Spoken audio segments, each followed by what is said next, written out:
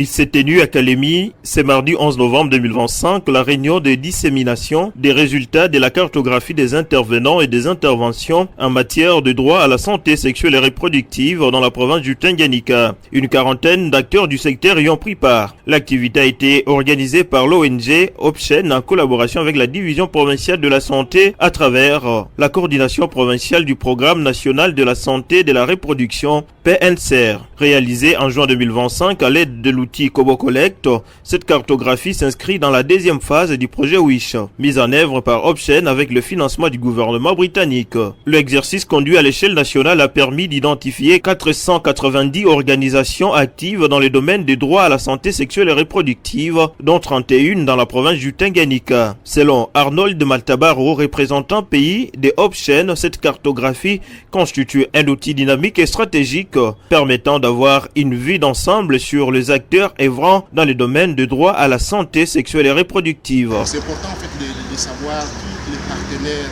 d'une façon inclusive, de connaître tout le monde, tous les participants. Et ça a été très important pour Tanganyika. On peut noter que nous avons maintenant pour Tanganyika 31 structures qui interviennent à tous les niveaux dans la province.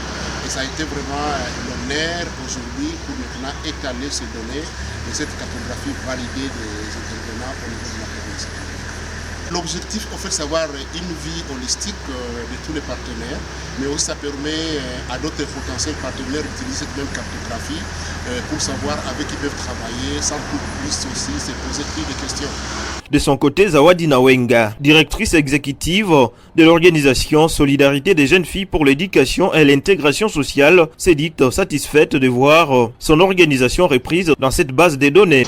C'était vraiment très important que les gens sachent la cartographie des organisations qui travaillent dans cette thématique de la santé sexuelle et reproductive dans la province du Tanganyika.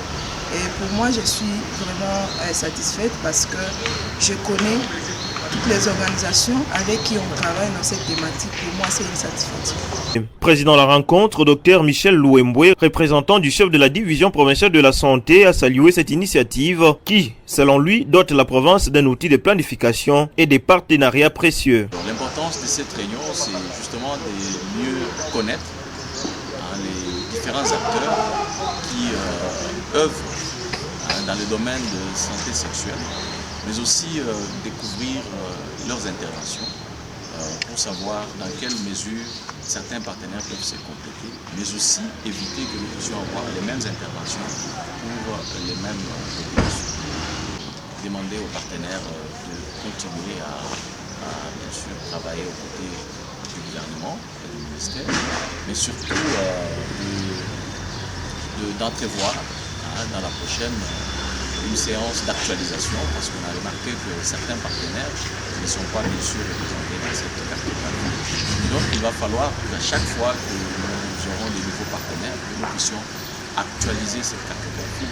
Mais au-delà de ça, il faudrait que nous puissions mobiliser des ressources additionnelles pour combler les gaps que nous avons, afin que nos populations soient vraiment totalement droites. Le projet WISH 2 est mis en œuvre par Opchen en consortium avec 5 autres organisations dont MSI pour une durée de 5 ans, soit d'octobre 2024 à mars 2029.